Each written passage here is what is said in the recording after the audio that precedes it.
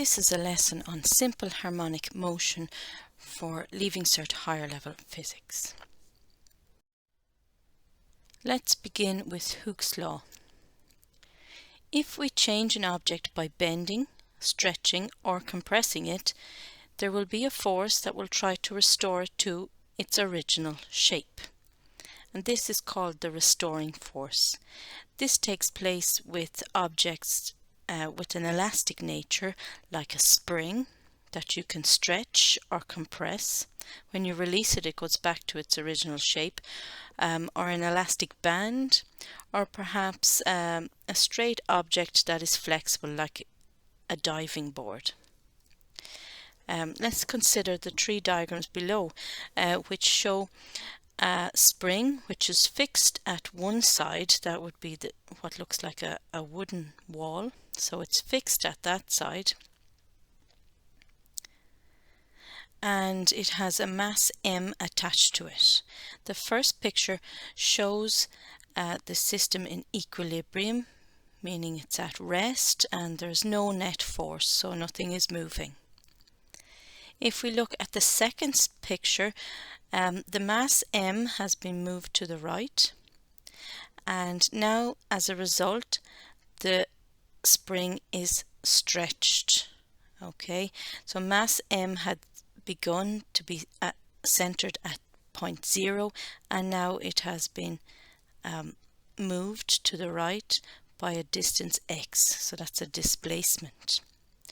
Okay, and as a result the spring is stretched, as we said, and it should feel a restoring force. If you release mass m, you can envisage it being pulled back.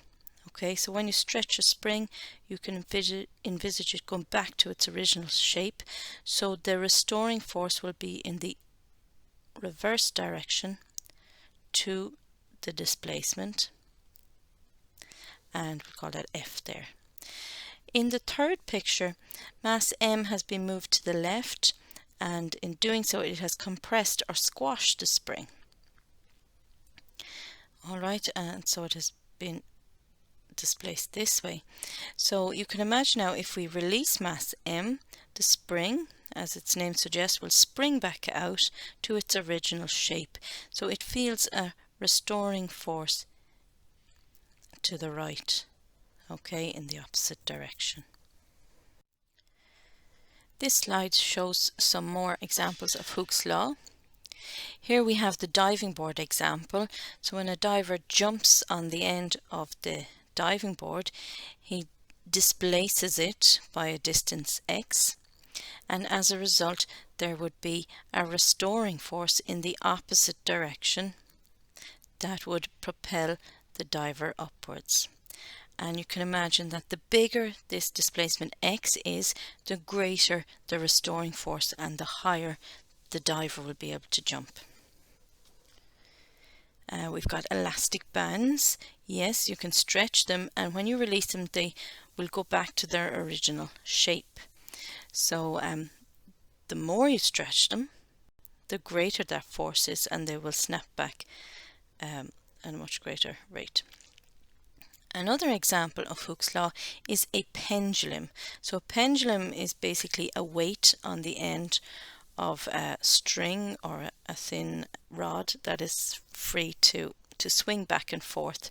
So the greater the displacement of a pendulum from its equilibrium position, which would be straight down the middle when it's at rest, so the greater the displacement, the greater the restoring force, and it will always be the force will always be back towards the equilibrium position. And what Hooke's law says is that the restoring force is proportional but opposite in direction to the displacement. Thus far we've been calling displacement x in some of the diagrams, but s is commonly used for displacement. So Hooke's law says that the restoring force is proportional to the displacement but in the opposite direction. Hooke's law. When an object is deformed through bending, stretching or compressing, the restoring force is directly proportional to the displacement. And we can fit a constant to that to make an equation. F is equal to minus Ks, where K is the elastic constant, and it's different for different materials. So if you take the diving board, the elastic constant depends, is it made of some kind of plastic or wood? They'll all differ. Or elastic bands, you can get them in different thicknesses and strengths. Note that the displacement and the restoring force are always in opposite directions. This brings us to simple harmonic motion, or often we say or write SHM for short. So let's take the case of this red weight which is hanging on the end of a spring. And let's take the first picture there, I'll call it picture 1. And here it's just at rest, and we say that the red weight is at its equilibrium position. I've marked that there with the orange line. And at equilibrium, it's just at rest. It means net forces are 0, and there's no acceleration or force, or no force on the weight, and therefore no acceleration. Let's consider the second diagram. Here the red weight has been pulled down, and in doing so the spring has been stretched and the weight has been displaced downwards by a distance s. Now we've just seen by Hooke's law that there will be a restoring force in the opposite direction. We'll call that F, and therefore the weight will experience a force, and there will be acceleration back towards the equilibrium position that's shown here by the green arrow in diagram 3. So it accelerates back towards the equilibrium position. So you can imagine that happening in real life, but what in actual fact happens is that the red weight passes, it overshoots the equilibrium position. Okay, and now you can see that the spring here is compressed and the red weight is displaced from equilibrium a distance of s upwards, and therefore by Hooke's law again there will be a restoring force in the opposite direction, which is downwards. So therefore the weight accelerates downwards and it will overshoot equilibrium position again probably, and we've got this up-down motion repeating again and again and again until it comes back to rest. So as we go from left to right, the displacements and the acceleration and the restoring forces, they do decrease over time, and eventually it will settle back at equilibrium position. Okay, and that reduction of the displacement and the force and acceleration over time and settling down is called damping. Okay, damping. Now, how to visualize that on a displacement graph. Okay, so in these diagrams it uses x, not s, as displacement. So above equilibrium we have plus x, equilibrium is 0, below equilibrium is minus x. So translate that onto the graph here below. We see that diagram 1 corresponds to a equilibrium position, a displacement of 0. Okay, as time goes on, then diagram 2 is shown as a maximum displacement downwards, back to equilibrium at diagram 3, and then diagram 4 is maximum displacement upwards, and so on. Okay, so it goes up and down, and like I said, eventually in real life what happens is that those amplitudes will decrease over time and they'll get closer and closer to equilibrium, and eventually they'll settle down, and that's called damping. Simple harmonic motion. happens to any object that obeys Hooke's law. Okay, so in the previous slide we had a spring. In this slide we have a simple pendulum, so a weight on a string that is swinging from left to right, and the equilibrium position for a pendulum is down here at the bottom when it is just at rest and hanging straight down vertically. And so if you lift the weight up to maximum displacement left, it will experience a force and acceleration back towards the position of equilibrium. Okay, and so it will swing down, but you know from real life that it will overshoot and it will come up to maximum displacement on the right, and there it will experience the restoring force back towards equilibrium as well. Okay, so we get swinging back and forth and back and forth.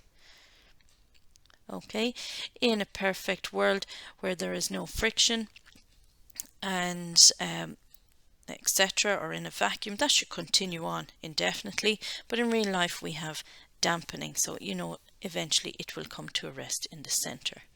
The graph on the right again shows displacement. Okay, they've started with position A, so they've started with maximum displacement to the right is here. The point of equilibrium at B is here, so 0 displacement, and then maximum displacement to the left is point C here, and so on. All right, and the graphs look sinusoidal. Okay, so like this, repeating in shape, but we know in real life that there will be dampening or damping, and the amplitudes decrease over time. So the definition of simple harmonic motion. Simple harmonic motion is a form of periodic motion in which the acceleration of the object is always directed towards the point of equilibrium and proportional to the displacement from that point. And this is the definition of acceleration for simple harmonic motion. A equals minus omega squared s. Okay, where s is our displacement, AES is the acceleration, and this omega squared, it's a constant. We'll talk about it in more detail later. You see that negative is indicates direction, so the acceleration will be in a direction opposite to displacement as per Hooke's law. And yes, omega squared, it is related to frequency, and it is when we're describing this periodic motion. So periodic motion is when motion repeats itself and undergoes a cycle, a repetitive cycle. And you have met omega before in terms of circular motion, so it is the same one. Now we're going to derive that little equation for acceleration for simple harmonic motion. So where is our starting point? Well, it's for simple harmonic motion, so we're going to start with Hooke's law. So what is Hooke's law? Remind yourself. Hooke's law refers to the restoring force when an object is stretched or moved out of its position of equilibrium, and F equals minus kx s, excuse me. Okay, but we have other expressions for force. What's the most famous one? Newton's second law, F equals ma. So using these two, we're going to equate. Equate means to put equal to each other.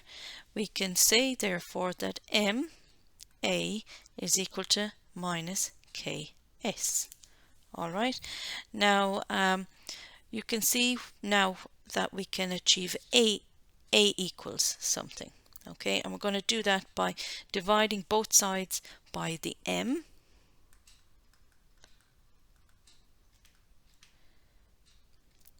Okay, and then we will get A equals minus K over M times S. So we've got the A, we've got the minus, and we've got the S. We're nearly there. Now here, you're just going to have to trust me here. We're going to say let omega squared equals K over M. Now that can be shown. It goes, you don't have to write this, but it goes back to periodic motion and frequencies, and in the fact that omega equals 2 pi f. Okay, but like I said, you don't have to show that for your answer to the question. We'll just say, for convenience, let omega squared equals K over M, and then you're at your finish point. A equals minus omega squared, so we're replacing the fraction there, S, and there you have what was asked. Okay, so yeah, we'll be looking at omega later on again, but for the derivation for the answer in your exam, just let omega squared equal to minus K over M. Now, to describe simple harmonic motion and the motion of different objects, some variables differ from motion to motion, and let's have a look at some of these terms. So oscillating, what does that word mean? It means it's a repeating motion with a steady rhythm. So rhythm to me implies time. We're talking about a frequency there. Okay, oscillating means it repeats, the stretched string bouncing up and down and up and down, or the pendulum going left and right, left and right. A cycle refers to a full repetition or revolution or oscillation of the movement. So pick a point in the cycle, and when does the object get back to that position again? Frequency F refers to the number of cycles per second. So we've seen some of these quantities before. The period capital T is the time taken to complete one cycle, and the amplitude is the maximum displacement from the point of equilibrium. Describing simple harmonic motion, here are some useful relationships. So the periodic time of motion is given by T equals 1 over F, so we know that relationship between period and frequency, and it's also given as 2 pi over omega, where omega is the angular acceleration. Now we've met this in circular motion, and there seems to be a lot of crossover between circular motion and simple harmonic motion. The question might come to you, is circular motion simple harmonic motion? And the answer is not quite. But if we look at it just in one dimension only, if we consider an object traveling in circular motion, and let's look just at the horizontal displacement here on this picture of the object. So, and we look at the central position there as the position of equilibrium.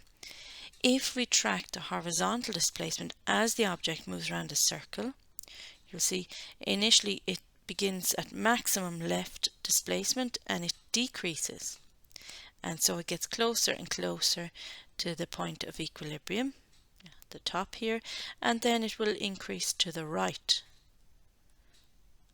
until it reaches its maximum right displacement, and then that will continue to decrease again back to equilibrium. If you were to map that on a graph, what would you get? You'd get a sinusoidal pattern from maximum displacement to the left to equilibrium to maximum to the right, back to equilibrium, and then it would repeat itself. So in that case, you can look at one dimension as simple harmonic motion. But that's an aside. Okay, and what else do we have? F is equal to 1 over T. So if you wanted to express omega in terms of F, you get omega equals 2 pi F. And also recall that omega squared equals K over M. We saw that in our derivation. the simple pendulum from an energy perspective. Okay, so here's a diagram of a simple pendulum. You can see the equilibrium position is in a solid grey or solid black lines, and then we have the maximum displacements to the left and the right. Okay, so when you take the weight from its equilibrium position and you raise it to the side, you increase the height of the weight. You can see here delta H, and in doing so you actually give the object potential energy. Recall that E equals mgh. Okay, and when you release the weight, then it swings back to equilibrium position, so you're getting the conversion of potential energy to kinetic energy. And you can see here at the bottom of the path of the swing we have no more potential energy, EP equals 0, and you have maximum kinetic energy, so that weight overshoots equilibrium, flies past and up to its maximum height on the other side, where again it will have maximum potential energy. It stops for an instant and it has 0 kinetic energy, and so this transfer between kinetic and potential energies continues until damping brings things back to equilibrium. Now the period of the pendulum and its swing is related to 2 pi root L over G, where L is the length of the pendulum, so the length of the string to the center of the weight, okay, and G is acceleration due to gravity, so you can see it is linked to gravity and potential energy. And it is this relationship on which the next slide is based on, and that is your mandatory experiment from this chapter. It's a simple pendulum, and using the simple pendulum and making measurements for the period T and the length of string L, varying L and measuring T, you can investigate the relationship between the length and the period of the pendulum and calculate G, the acceleration due to gravity. And a video of that experiment can be found on my YouTube channel, LC Physics, Lebenswerk Physics, and you can go through that. So here we have an exam question from 2016 all about simple harmonic motion and Hooke's law. So let's have a read. A mass at the end of a spring obeys Hooke's law. The mass can be made to oscillate vertically so that it executes simple harmonic motion. Explain the underlined term, state Hooke's law, and use Hooke's law to show that the mass executes simple harmonic motion, and that brings us to 14 marks. So let's just focus on the first part.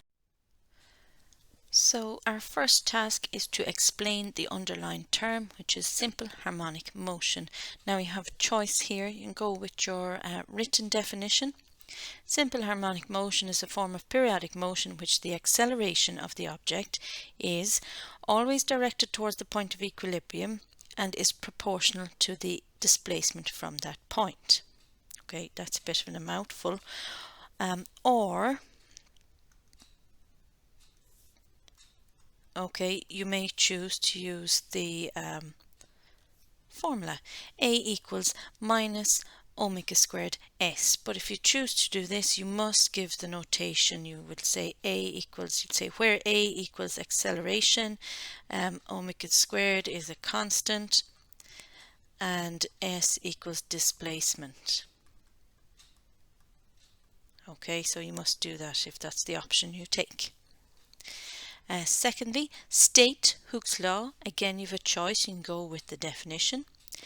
When an object is deformed through bending, stretching or compressing, the restoring force is directly proportional to the displacement.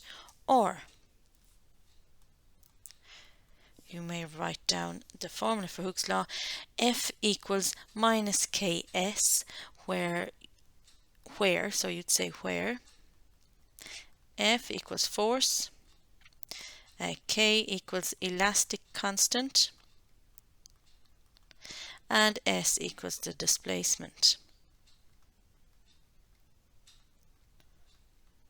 Okay, so I know which one I prefer, but totally up to you. Now the third part says, use Hooke's law to show that the mass executes simple harmonic motion. So this is in fact a way of asking you your derivation we saw earlier. So they're asking us to begin with Hooke's law. So F equals minus Ks, and we have to finish up with simple harmonic motion, which is A equals. So what were the steps to do that? So we had F equals minus Ks, which is Hooke's law.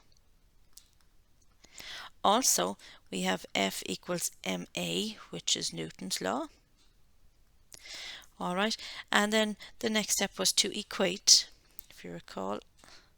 So we will put ma equals minus Ks. Then we divide by m, and we get A equals minus K over ms. Okay, that's probably enough to show simple harmonic motion, in that the acceleration is proportional to displacement and in the opposite direction. But if we want to finish it out, we'll just say that let that K over m equals to omega squared, and we get our A equals minus omega squared s, which is simple harmonic motion. So there you get 14 marks. There were 3 marks going for the two definitions. 3 plus 3 is 6. That leaves 8 marks for your derivation. A simple pendulum also executes simple harmonic motion. The time taken for each oscillation of a certain simple pendulum on the Earth's surface is 2 seconds. The weight of its bob, which is a word for the weight, is 3.5 newtons. The bob travels along a curved path. It travels a distance of 18 centimeters during each oscillation. Calculate, number 1, the length of the pendulum. So we're going to do that first. And what do we have to calculate it? Well, we have our equation from our experiment.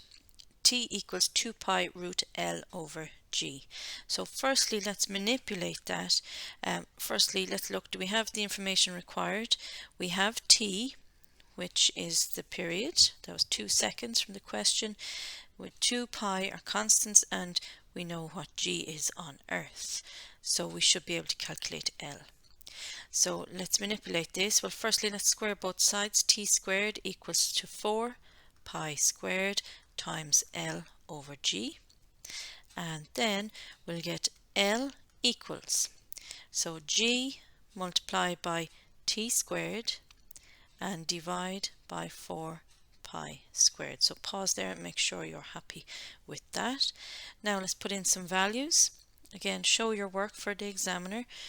You get points along the way.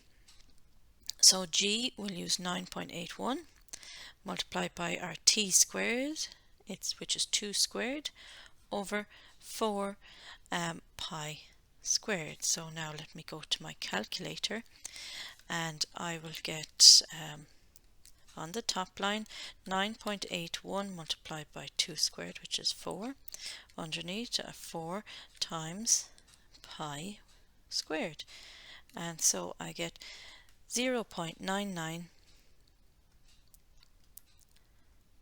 and that will be in standard units, which is meters. Okay, and that's to 2 decimal places, so that's equivalent to 99 centimeters. So the next part, number 2, asks us to calculate the maximum angular displacement of the pendulum. So I'm first going to just do a little sketch here on the right. So we've got our swinging pendulum, sorry about that, which goes from left to right, and through the position of equilibrium. We know that the length of the pendulum is 0.99 meters at each stage. We're looking for the maximum angular displacement theta there, and we're also told that it travels a distance of 18 centimeters during each oscillation. And here your definition of an oscillation is very important. So if we start at point A here, to go over but also back is a distance of 18 centimeters. Okay, so that means to go from point A to point B here is only 9 centimeters. Okay, so half of that. And indeed, if we focus in on one half of this diagram where I've theta indicated, the length of the arc from the point of equilibrium to B is half of that, again is 4.5 centimeters. Okay, so the length of the arc is equal to 4.5 centimeters, which is 0.045 meters. Okay, we also have that that distance 99 centimeters, 0.99 meters, which is the length of the pendulum, but in terms of this motion it is the radius of the circle, so that's 0.99, and we want to find theta. Okay, so if you go to your formula and tables book, page 9, you'll find all of these three quantities related. L equals to R theta, therefore theta will be equal to L divided by R, so 0.9, sorry, that's the wrong one. Let's just, our L here is our 0.045. 0.045, let's divide that by 0.99, and this will give me theta in radians. Okay, so dividing 0.045 divided by 0.99 gives me 0.0454545, so we'll leave it at 0.045 and put in your units for full marks because this is in radians.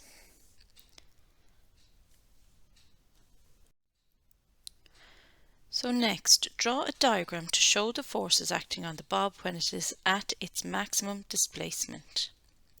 So let's do this to the right here. We'll indicate the position of equilibrium. We'll put our bob at its maximum displacement, circular path. Okay, there's our maximum angle. What forces are acting on the bob? Well, there's the one that's constantly there on Earth. We've got the force of gravity or the bob's weight. So I'm showing this with a green arrow. Straight down, vertical, we'll call that weight. Now what else is holding that in place? Well, it is the string, okay, and there's tension in this string which amounts to the centripetal force back towards the center of the circle. Okay, so that's that part. Next, calculate the restoring force at this point. So where's the restoring force? Well, the restoring force is as a result of the force of gravity, the weight. It's pulling the pendulum, the weight back down. It's going to fall, and because of the string it will fall in a circular motion back towards the point of equilibrium. So the restoring force is back towards the point of equilibrium. It is as a result of the weight, okay, and it is a component of the weight. So what we're doing here is we're taking the force due to the weight, okay, force due to gravity, so that downward green arrow, and we're splitting it into two components like we would have done in the vectors chapter. Okay, so one component is in line with the tension in the string, okay, equal and opposite, and the other one will be back towards the point of equilibrium as shown there. Okay, so let's see. Now where is theta? Now theta would be equal to the angle here. So here or here. And how do I decide, is my restoring force there? I'll just show it there with an arrow. Is it going to be cosine theta or sine theta? So once you find your angle, you decide then, is the blue arrow that I wanted for the restoring force, is it opposite or adjacent? And in our case it's opposite. Opposite goes with sine, because sine theta equals opposite over hypotenuse. Okay, in our case opposite is the restoring force and the hypotenuse is the weight. Okay, so you just got to decide which one is it, sine or cosine each time. So what can I write? I can say that the restoring force, let's call it F, is equal to the weight multiplied by sine theta. So weight we have from the question is 3.5 newtons. It's already in newtons for us. That's great. Sine theta is the angle of displacement which we had in the previous part of the question, 0.045. Now it's important to note that this angle is in radians. Okay, so if you're calculating on your calculator, you must make sure that you switch the settings to radians. Alternatively, we can write that angle in degrees if that's what you prefer. So how would you go about this? Well, what do I always write? I always start down with pi radians. So that's half a circle is equal to 180 degrees, or 3.14 radians is equal to 180 degrees. So I'm going to start by dividing my angle there, 0.045 by 3.14, or pi, 0.045 divided by 3.14, and I get a very small number. Okay, it gives me in fraction terms. Okay, 9/628. 9/628, and I'm going to multiply that by 180 degrees, and that gives me 2.5796 degrees roughly, and I'm going to put that back into my formula, 2.5796, and I'm going to get the sine of that angle and multiply it by 3.5. And the answer I get for force is equal to 0.1575, many more places, so I'll round that off. The force is equal to 0.16 newtons. Okay, so have a look back over